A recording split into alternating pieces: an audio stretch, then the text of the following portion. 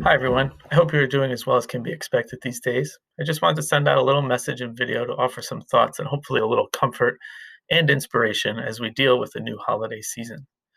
During the pandemic, we are being asked, and in many ways forced, to do things very differently. We have to forego many of our traditions and celebrations, and we have to find new ways to connect with those we love. It can be very hard and challenging to stay positive, to be grateful, and in some ways, to just have fun. We may experience sadness, anger, and loss. In many ways, we are grieving the loss of things we hold dear and may even be grieving and fearing the loss of connections to people we hold dear. I think in these times it is important to recognize and honor all of the many feelings we have. While doing that and staying open to these feelings, I think one of the most important things we can do to cope with the difficult times is to remember why we have to make these difficult decisions. To do that, I want to share with you all a few different things from different parts of our culture that highlight for me that we are all connected and that the reason we must make these changes in our lives right now is because of those connections. The fourth graders in Mr. K's class are reading Holes together right now.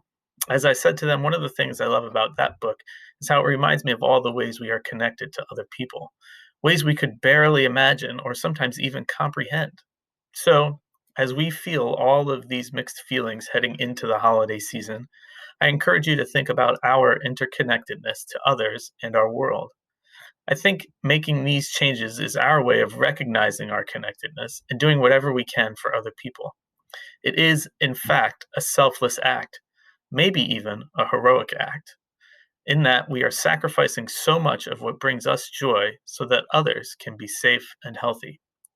So, to give you a visual of our connections to others, let's start with a reading of The Invisible String. The Invisible String by Patrice Karst.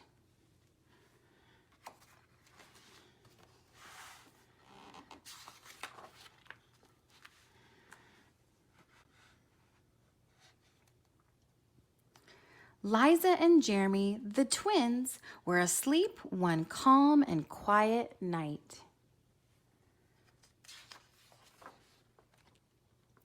Suddenly, it began to rain very hard. Thunder rumbled until it got so loud that it woke them up. "Mommy, Mommy!" they cried out as they ran to her. "Don't worry, you two. It's just the storm making all that noise. Go back to bed."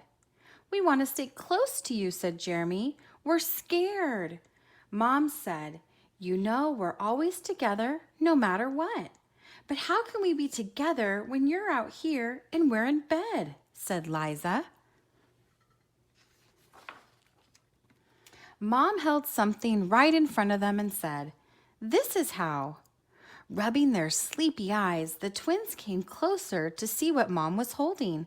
"I was about your age when my mommy first told me about the invisible string."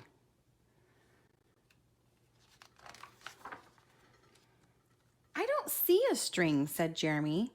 "You don't need to see the invisible string. People who love each other are always connected by a very special string made of love." "But if you can't see it, how do you know it's there?" asked Liza. "Even though you can't see it with your eyes, you can feel it with your heart and know that you are always connected to everyone you love." "When you're at school and you miss me, your love travels all the way along the string until I feel it tug on my heart. And when you tug it right back, we feel it in our hearts," said Jeremy.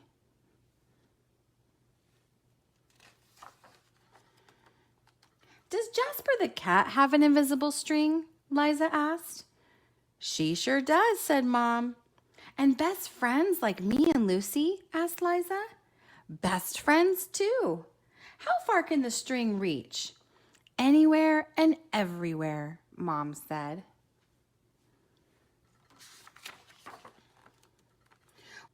"Would it reach me even if I were a submarine captain deep in the ocean?" asked Jeremy.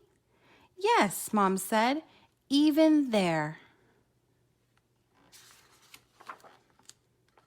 Or a mountain climber? Even there.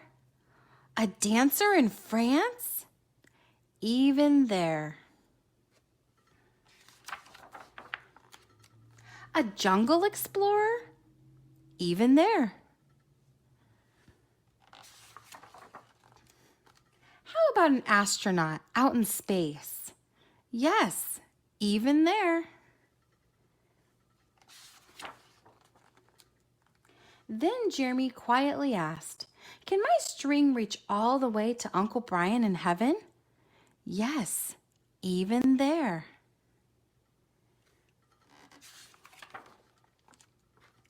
Does the string go away when you're mad at us?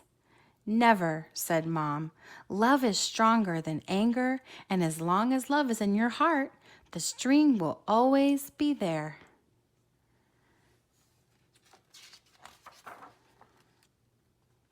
Even when you get older and can't agree about things like what movies to see, or what game to play in the back seat, or what time to go to bed. Oh, that's right. You two should be in bed. And with that, they all laughed as Mom chased the twins back to their beds. Within a few minutes, they were asleep, even though the storm was still making the same loud noises outside.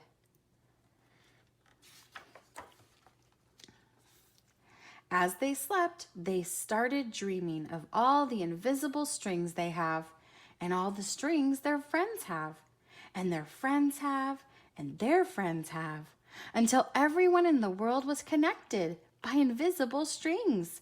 And from deep inside, they now could clearly see.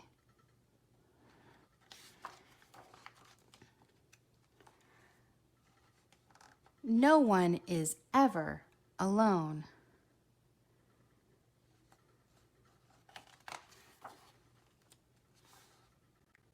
The end.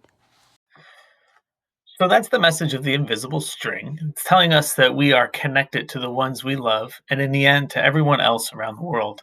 And in fact, it's because of that connection that we make decisions to do whatever we can to protect others during this pandemic. I really like this book because it is comforting also to have a way to visualize how we are always connected to our loved ones. And in the end, where the author writes about our connection to everyone else, that inspires me to do my best to protect others, both my loved ones and those I don't know. Now, I'd like to share a few other places where the idea of our interconnectedness and the interconnectedness of all life is found. First, we're going to take a look at a popular story, that one being Star Wars, where in the movie, the Force is an energy that, like the invisible string, binds us all to each other. Let's listen as Master Yoda explains it to Luke.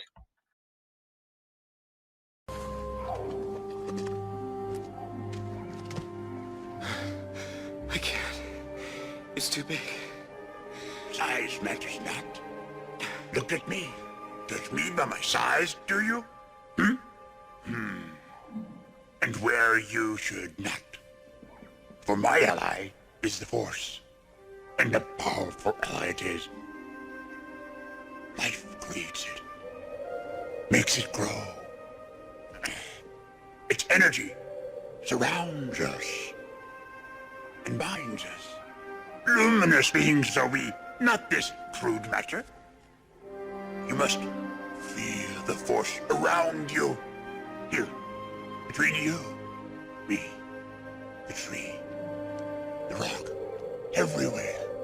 Yes, even between the land and the ship.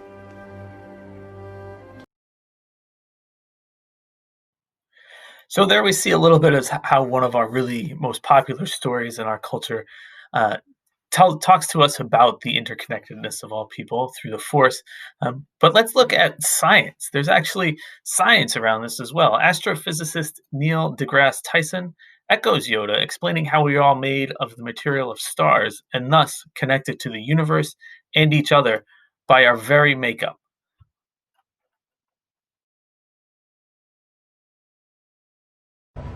Recognize that the very molecules that make up your body, the atoms that construct the molecules, are traceable to the crucibles that were once the centers of high-mass stars, that exploded their chemically enriched guts into the galaxy, enriching pristine gas clouds with the chemistry of life, so that we're all connected to each other biologically, to the Earth chemically, and to the rest of the universe atomically.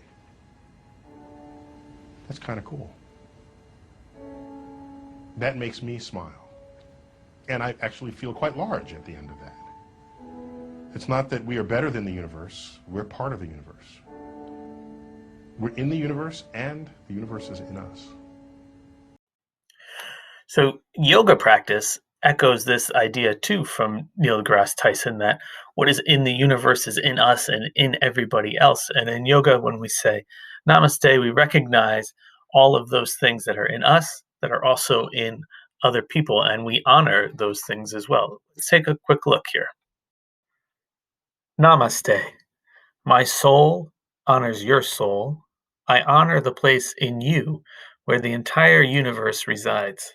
I honor the light, love, truth, beauty, and peace within you because it is also within me. In sharing these things, we are united. We are the same. We are one.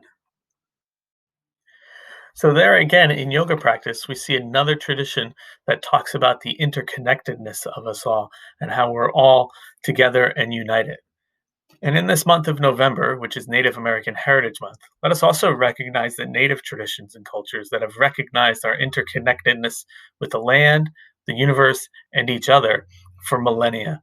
This comes across very strongly in the philosophy and practice of making decisions with 7 generations in mind.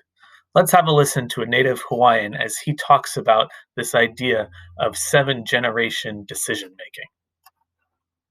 My grandfather said, each human being is 5 generations. If you're lucky, you experience your grandparents, your parents, your generation, your children's generation, and if you're lucky, your grandchildren's generation. You are 5 generations walking. The 6th generation is everybody who ever came before you. Your ancestry back to the end of time, and you should respect that and know it and honor it. The 7th generation, anybody who's ever coming after you.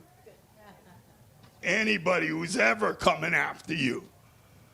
So when we say make a decision with the 7 generations in mind, what decision do you make that is not made for all time?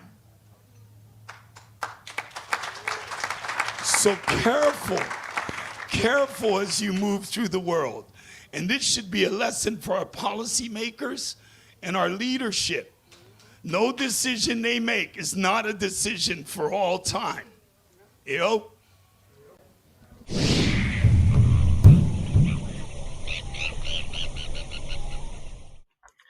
I think it's just such a wonderful way to talk about and think about how we're connected to so many other people.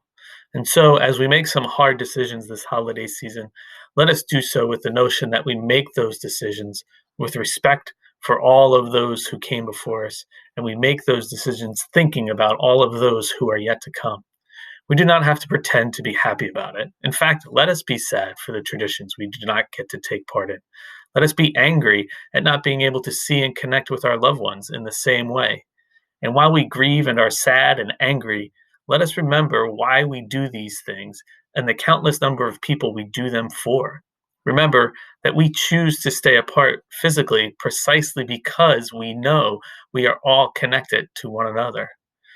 Please think about those invisible strings that connect us to our loved ones, and think about how, whether we know it or not, we are also connected to everyone else out there, including the generations past and the generations yet to come. And remember that by choosing to protect yourself and your family, you are also choosing to protect so many other people out there. So many people you don't even know you're connected to. People you may not even think about or consider normally, but who you are protecting right now. When you think about those people, Think about what it means to be a hero, to be selfless and caring, and to put other people before yourself. And though you may think hero might be too strong of a word, still, give yourself a lot of credit for doing your best to make things better for everyone. Thanks for watching. Hope you have as good a holiday season as you can. And I look forward to seeing you as soon as possible. Bye, everybody.